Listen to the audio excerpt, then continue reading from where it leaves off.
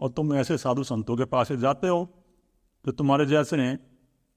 जो साधु संत अभी धन के पीछे भाग रहा है, आश्रम बनाने के पीछे भाग रहा है और अपनी यश के लिए भाग रहा है, तो तुम उनके पीछे जाते हो और अपना जीवन नष्ट कर देते हो। वे तुम्हारे जैसे ही हैं, इनके अंदर वही काम की व्यक्ति जागृत है, क्रोध की व्यक्ति जागृत है, लोभ की व्यक्ति जागृत है। और तुम देख ही रहे हो संसार में ऐसे व्यक्ति कैसे जब पकड़े जाते हैं फिर कहाँ जाते हैं वो, जब उनकी पोल खुलती है फिर भी वहाँ जाकर मगर गुरु जी गुरु जी गुरु जी गुरु जी करके वहाँ जो है झुके हुए हैं। क्योंकि तुम्हारे अंदर बिल्कुल भी विवेक नहीं है, तुम्हारी जो चेतना है वो पशु से नीचे गिर गई बिल्कुल। तुम गुरु भी ऐसा चयन करते हो जो तुम्हारे जैसा ही है, जिसके अंदर लोभ बैठा हुआ है, पकड़ बैठी हुई संसार की पूरी तरह से। ऐसे गुरु का चयन करो जिसके अंदर कोई पकड़ नहीं है, जिसके अंदर वो तत्व प्रकट हो गया है, तो तुम्हारा जीवन सार्थक होगा, नहीं तो नहीं होगा। वो तुम वहाँ जाकर जब धन लुटाते हो अपना, क्योंकि वो तुमको सम्मान करता है, तुम्हारे जैसी बात बोलता है, तुमको डराएगा, वो स्वर्ग नरक की बातें करेगा,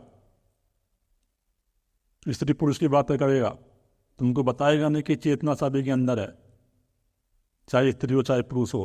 स्त्री पुरुष में कोई भेद नहीं है, सबके अंदर वो अहंकार है और कोई भी इस अहंकार से मुक्त हो सकता है, स्त्री हो चाहे पुरुष हो। तुमको निम्न प्रकार की ज्ञानती में बांट देगा। क्योंकि पुराणों में जो कहानियाँ हैं उनके अर्थ नहीं समझते ये लोग। ये पुराणों की कहानियाँ तुमको पढ़ाएंगे और पढ़ा के उनको बता देते हैं। क्योंकि पुराणों की जो कहानियाँ हैं उनमें बहुत गहराई छुपी हुई है, उनकी अर्थ वो ये समझेगा तो उस ज्योति को प्रकट कर लेगा। क्योंकि महर्षियों ने ये पुराण जो लिखवाए थे वो इसलिए लिखवाए थे जो सीधे साधु लोग हैं इनकी कहानी के द्वारा हम समझ जाए, इनको पकड़ के बैठ गए थे। कोई बातें कर रहा है कि नरक में जो है आग जल रही है, कोई बातें कर रहा है कि लोहे की छड़ी मार रहे हैं, कोई बातें कर रहा है कि तेल में गिरे जाएंगे शरीर। अरे तुम्हारा शरीर तो नष्ट हो गया है, जिसको तुम्हें कष्ट होता था तुम इतना तो विवेक कर लो कि ये शरीर पात तत्व से आता है तो नहीं नष्ट हो गया। अब तुमको कौन गिरा है कढ़ाई में? और आत्मा को तो कोई कष्ट होता ही नहीं।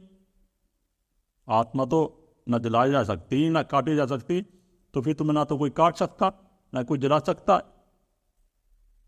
तुम सोचते नहीं बिल्कुल भी, वैज्ञानिक बुद्धि नहीं अपने अंदर पैदा कर रहे और इन मनुष्यों की बातों में आ जाते हो तुम, वहां जाकर धन देते हो।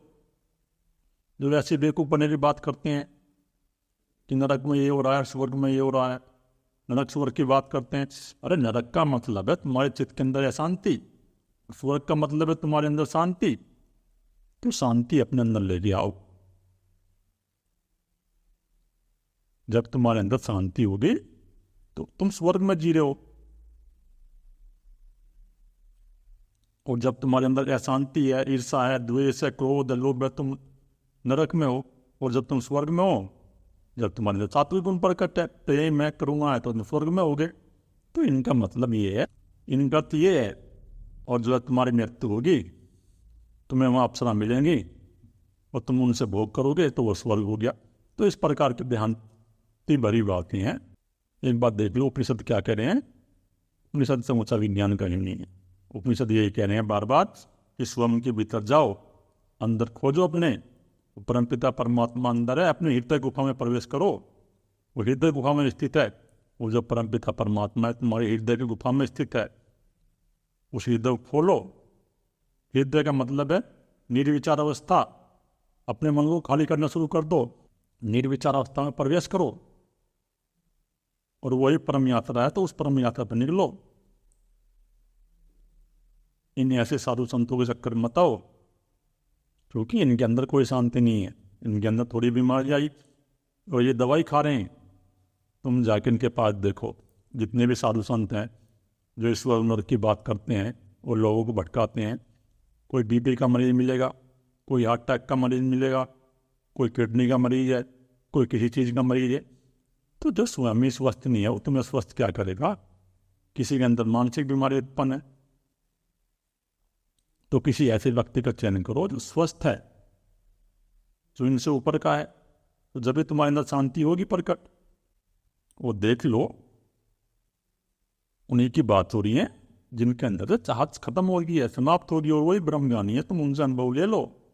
जिनके अंदर कोई चाहत नहीं है, जो जैसे अपना जी रहे हैं, महल है तो ठीक है, नहीं है तो अपने झोपड़ी में आराम से रह रहे हैं, वे मनुष्य हैं जागे पुरुष, और उनके अंदर भी वो ज्योति प्रकट है।